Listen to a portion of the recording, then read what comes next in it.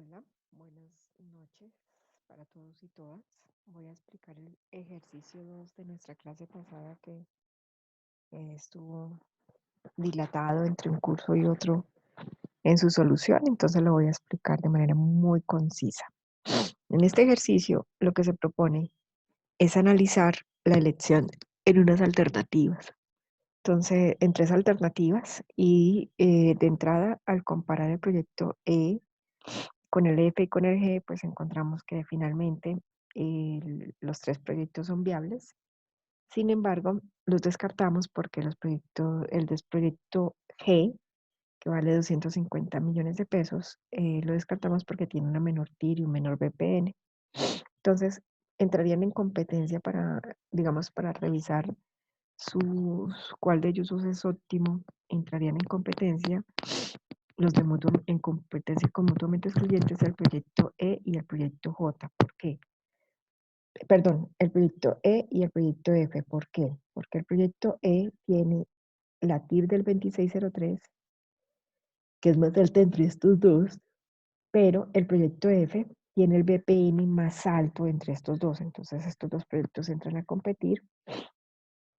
Venimos y los comparamos y la incremental del F, que tiene una inversión de 200 por encima del E, nos entrega el análisis incremental, nos entrega esta diferencia de flujos, donde decimos que el proyecto F menos el E, o sea, todo este análisis incremental de flujos, vamos a sacarle acá la TIR, que es la TIR del incremento,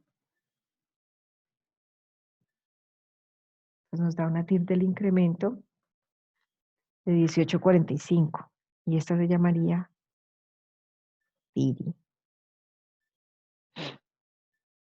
Y el BPN incremental sería igual a la fórmula BNA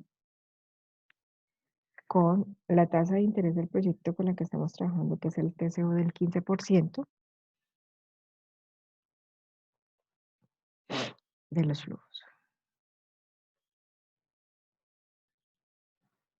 Entonces el BPN el incremento es 117.000, no, acá nos falta sumarle la inversión inicial, o sea que el BPN incremental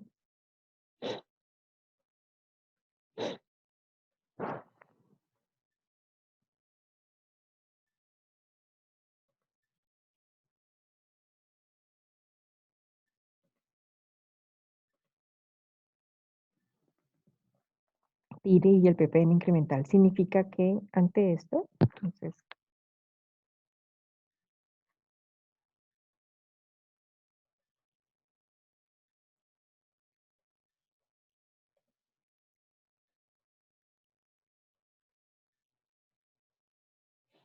con el análisis incremental se hace elegible el proyecto F, porque el incremento de F por encima de G es viable.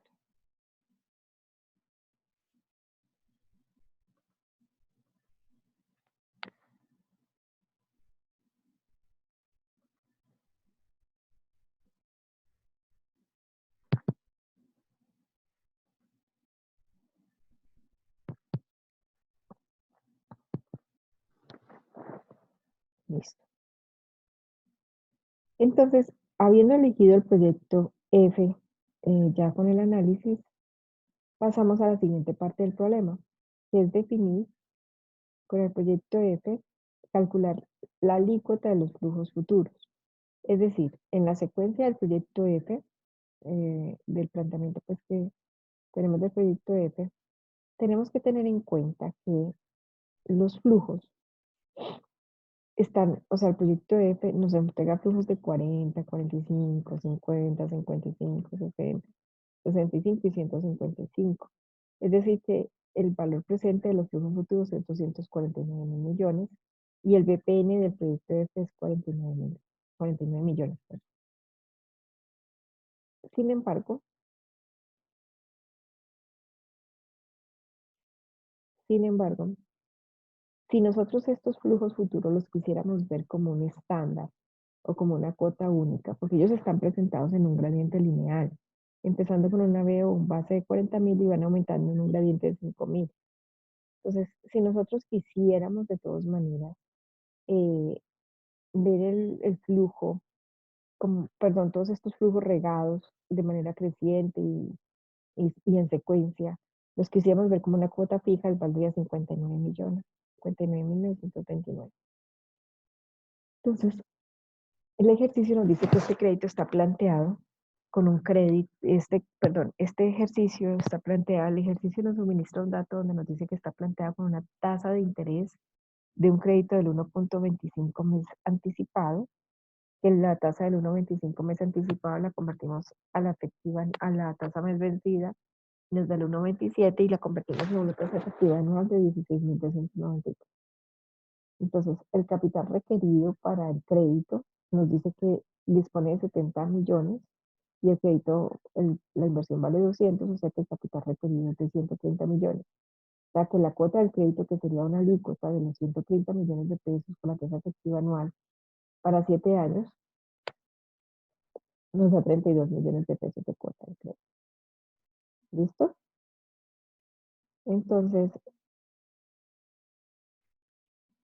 con esos 32 millones de pesos vamos a compararlo desde la perspectiva de cuotas fijas. El proyecto F, si lo miráramos con cuotas fijas, que fue el cálculo que encontramos previamente, nosotros podríamos considerar que el proyecto F tiene una inversión inicial de 200 millones de pesos y tiene 7 cuotas fijas de 59 millones de pesos, a cambio de los cuales el inversionista recibe un crédito de 130 millones de pesos y va a entregar 7 cuotas de 32 millones de pesos. Es decir, que el flujo neto de caja del inversionista es de, o sea, la caja verdadera que entrega el inversionista es de 70 millones de pesos y recibe 27 millones de pesos de flujo de caja y la diferencia entre 59 menos los 32 que paga el crédito, pues le quedan 27. Si nosotros sacamos la viabilidad al flujo de caja neto del inversionista, pues encontramos que el BPN del inversionista es de 44.000 y la TIR es de 34.24. O sea que el inversionista termina teniendo, solamente por entregar 70 millones de pesos de inversión inicial, él termina teniendo 27 a su favor. Entonces la conclusión es que si el inversionista se endeuda a una tasa del 1.25 mes anticipado y recibe un crédito de 130 millones, podría pagar una cuota fija anual de 32.468 para cubrir la cuota fija. El proyecto puede tener una estandarización de flujos futuros que recibe de 59.929 y le alcanzarían para cubrir la cuota del crédito. Así las cosas, el BPN del flujo del inversionista sería de 44.252 y puede cubrir la totalidad de crédito y así le entrega al inversionista la rentabilidad del 34.24 por la parte neta que él estaría invirtiendo, porque él solo invierte de 30. Ahora miramos el concluir el ejercicio desde la perspectiva de los flujos originales del proyecto, es decir, sin volver a alícuota los flujos futuros. Entonces, en la secuencia de las alícuotas, del gradiente geométrico que estábamos teniendo en este ejercicio, pues estamos observando que alcanzaría a cubrir la cuota del crédito. O sea, en el primer año recibe 40.000, que es la cuota B o base, y eso le permite pagar la cuota del crédito de 32.468 y le deja un flujo neto del inversionista de ese, pues al inversionista de ese primer año le deja 7.531. Y así sucesivamente, cada periodo al inversionista le está quedando una rentabilidad, un flujo de caja neto de él. Y observemos lo siguiente.